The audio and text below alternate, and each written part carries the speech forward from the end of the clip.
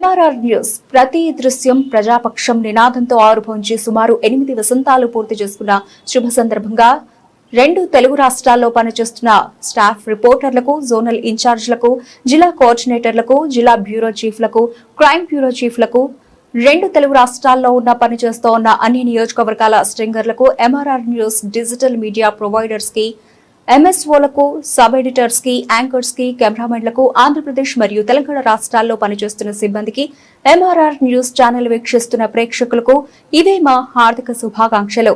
మా ఛానల్ ని వీక్షించండి, లైక్ చేయండి, షేర్ చేయండి, సబ్స్క్రైబ్ చేయండి.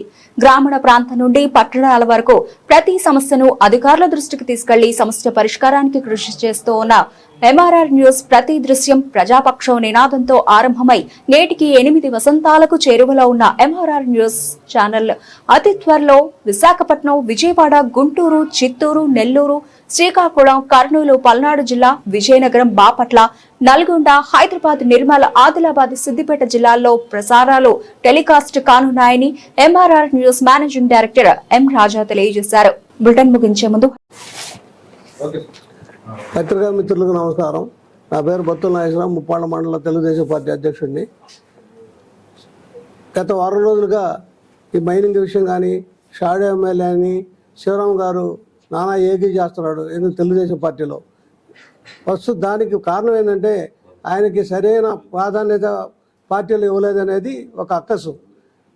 ఇప్పుడు చంద్రబాబు నాయుడు గారు, లోకేష్ గారు, మన స్థానిక శాసనసభ్యులు అభివృద్ధి, సంక్షేమం రెండు కళ్ళుగా డెవలప్ చేసుకుంటూ పోతుంటే నువ్వు ప్రత్యేకంగా వచ్చి దాన్ని డిస్టర్బ్ చేసేసి పార్టీల్లో తగాదాలు పెట్టేసి పార్టీని డిస్టర్బ్ చేయాలని చూస్తున్నాడు. అది మంచి పద్ధతి కాదు.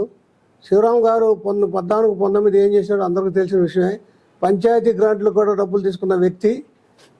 ఇప్పుడు ఈ విధంగా డిస్టర్బ్ చేసే బదులు శివరాం గారు మేము చూసింది 5 సంవత్సరాలు ఇది చూస్తే అతను ఒక జాతీయ స్థాయిలో ఏ విధంగా రాజకీయ నాయకుడు డబ్బులు సంపాదించదో స్కూల్ పెట్టి ట్రైనింగ్ చేయడం చేస్తే మంచిగా ఉంటుందని సలహా ఇస్తున్నాం.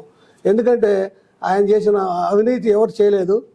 ఇప్పుడు వచ్చేసి ఏదో జరిగిపోతుందని సృష్టించడం అనేది తప్పు.